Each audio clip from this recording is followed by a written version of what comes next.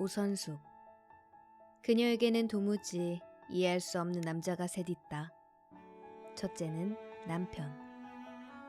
30년을 같이 살아오면서도 이 남자의 내일은 전혀 예측을 할 수 없었다. 안정적인 중소기업 과장 자리를 박차고 나왔을 때도 그랬고, 우여곡절 끝에 차린 가게를 몇 년 꾸려나가다 불쑥 가출해버렸을 때도 그랬다. 그는 늘 고집불통의 소통 불능인 인간이었다. 몇 해 전 병들어 돌아왔을 때 왜 그렇게 제멋대로 살았냐고 따졌지만 그는 대답하지 않았다. 부하가 난 선숙은 징벌을 하듯 매일 질문했다.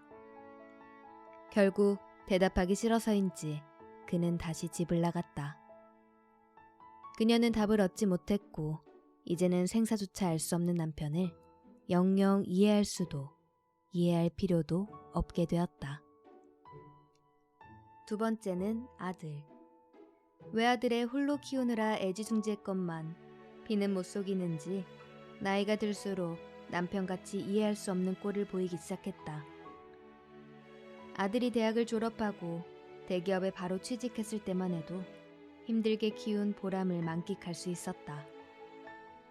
하지만 모두가 부러워하는 그것을 1년 2개월 만에 때려치울 때부터 불길하더니 갑자기 주식 투자를 해서 그나마 번 돈도 다 날리고 다시 영화감독이 되겠다고 무슨 교육원인가를 다니며 놈팡이 같은 놈들과 어울리기 시작했다.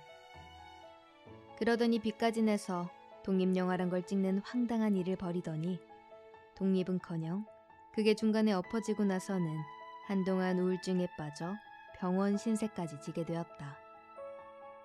왜 남부럽지 않은 무난한 삶이 펼쳐져 있는데 주식이니 영화 제작이니 하는 불안하고 위험하기 짝이 없는 일에 뛰어드는지 그녀는 정말로 이해할 수가 없었다. 결국 선숙의 간곡한 부탁으로 헛바람 날리는 일들은 접고 이제라도 외무고시를 준비하고 있는 아들이다. 하지만 아들의 표정은 늘 어둡고 답답해 보여 언제 다시 우울증이 도질지 걱정이 되었다. 그럴 때마다 선숙은 속으로 외쳤다. 이놈아, 나가서 떼약볕에 시멘트 자루라도 날라봐라. 우울할 겨를이 있나. 남편과 아들이라는 이해 불가한 두 남자만으로도 선숙의 인생은 그간 충분히 곤란했는데 이번엔 현재 진행형 문제투성이 인물이 커다란 물음표 대가리 같은 머리를 그녀의 인생에 들이밀고 있었다. 바로 한 달 전부터 편의점 야간 알바라면 등장한 미련 곰탱이 독고씨였다. 그가 노숙자였다는 사실을 뒤늦게 알고 기겁하긴 했지만 그때는 사장 언니가 야간 업무를 보느라 힘들 때였고 자신 역시 그녀를 도울 수 없었기에 별 도리가 없었다. 편의점을 유지하려면 햄스터 손이라도 빌려야 할 때였기 때문에 반대할 여지가 없었다. 다행히 곰탱이는 큰 문제를 일으키지 않으며 편의점의 밤을 지켜주었다. 걱정처럼 냄새도 많이 나지 않았고 복장도 딱히 지저분하지 않았다. 사장 언니는 자신이 가불해준 돈으로 쪽방도 구하고 옷도 사입고 머리도 깎자 사람이 확 바뀌었다며 으쓱해했다. 거참 아름답다. 긍정의 화신이자 평생 교육자로서 불량 학생계도에 늘 앞장서온 사장 언니와는 다르게 선숙에겐 단순 명쾌한 하나의 금원만이 자리하고 있다. 그것은 사람은 결코 변하지 않는다는 것. 전문용어로 걸레는 빨아도 걸레라는 것이었다. 과거 실내포차를 운영하며 그녀는 여러 사람들과 일을 해봤고 엄청난 진상들을 상대했다. 계산대에 현금을 털어 도망쳤다가 경찰서에서 부모님과 함께 제외한 20살 알바생도 술 취해 기물을 파손한 뒤 싹싹 빌던 환갑나이 단골 손님도 용서하고 나자 다시 뻔뻔하게 그녀 욕을 하고 다녔다.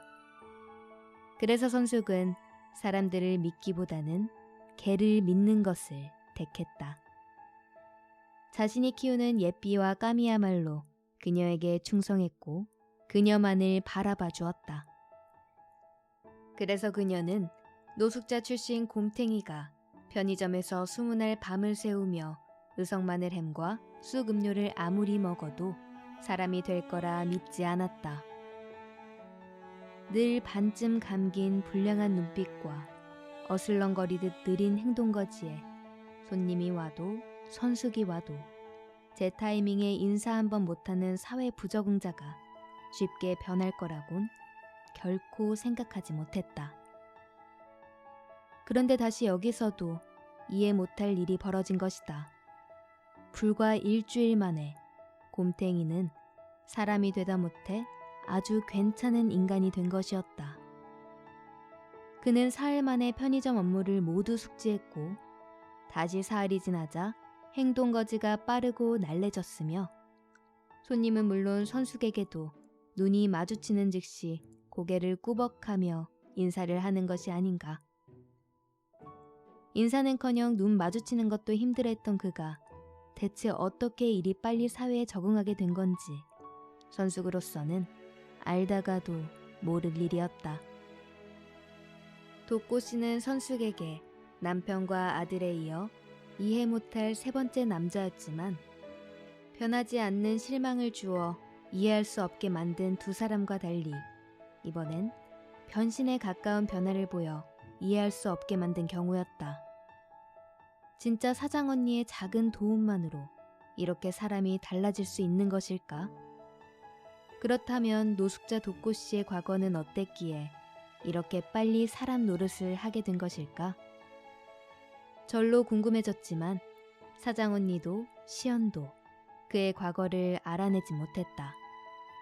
알코올성 치매로 인해 기억이 많이 날아간 그는 그저 독고 씨라는 성인지 이름인지 애매한 호칭으로 불릴 뿐이었다. 잘 좀 떠올려 봐요. 이제 정신이 돌아온 것 같으니까. 몰라요. 생각 많이 하면 머리 아파요. 선숙 씨가 물을 때마다 그는 큰 손으로 마른 세수를 하며 이렇게 답했고 그녀는 답답하기 그지없었다. 독고 씨 스스로가 자기 과거를 딱히 캐지 않는 모습 역시 의문이 들었다. 정신을 차렸으면 과거에 무슨 일을 했는지, 가족은 있는지, 자신의 본 모습이 무엇인지 알고 싶은 게 정상 아닌가? 그녀는 그런 면에서 이해할 수 없는 독고 씨를 여전히 곰탱이라 여기기로 했다. 물론 곰 역시 개가 아니므로 그녀에게는 믿을 수 없는 존재에 불과했다. 이해할 수도 믿을 수도 없기에 선숙은 독고 씨를 대면대면하게 대했다. 하지만 주인 언니는 독고 씨를 막내 동생 대하듯 했고 시현 역시 그와 격이 없이 대화를 나누는 듯 했다. 교대 타임에 시현에게 독고 씨에 대해 캐물을 때면 그녀는 그가 지극히 정상이라는 말만 되풀이했다. 거기에 더해 노숙자가 되기 전에 어떻게 살았는지 정확히는 모르지만 분명 한가락했던 사람이었을 거라 주리했다. 설마 그 미련 곰탱이가 참 한가락했겠다. 얘기만 나눠도 난 답답해. 말 더듬는 것도 많이 나아졌잖아요. 어디서 봤는데 말을 안 해버릇하면 성대가 말라서 말을 더듬을 수 있다 그러더라고요. 그리고 제가 독고 씨를 가르쳤잖아요. 처음에 막막했는데 금방 잘 알아듣더라고요. 저 여기 일 다 배우는데 나흘 걸렸는데 독고 씨는 한 이틀 지나니까 알아서 척척했다니까요. 담배 종류도 하루 만에 다 외워버리는데 확실히 학습 능력이 있어요. 셰퍼드도 학습 능력은 있어. 에이, 차원이 다르죠. 게다가 가끔 행동하는 거 보면 카리스마가 있어요. 진상 떠는 손님한테는 무서운 표정도 짓고 아무튼 최소 식당 사장 정도는 해본 사람 같아요.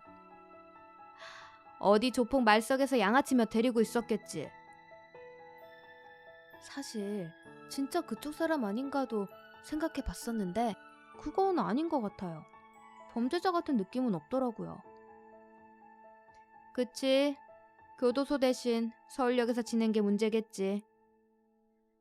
노숙자 된 게 잘못인가요? 너무 편견 가지고 사람 대하시면 안 돼요. 시연이 너 편견이 다 나쁜 건 아니다. 세상 늘 조심해야 돼. 시연이 답답하다는 표정을 지었지만 선숙은 어린 것이 뭘 안다고 까부냐는 투로 흘겨주고 대화를 마무리했다. 아무튼 주인 언니나 어린 알바생이나 사람에게 너무 물러터졌다. 선숙은 자신이나마 깐깐한 태도로 일터를 지켜야겠다고 다짐했다.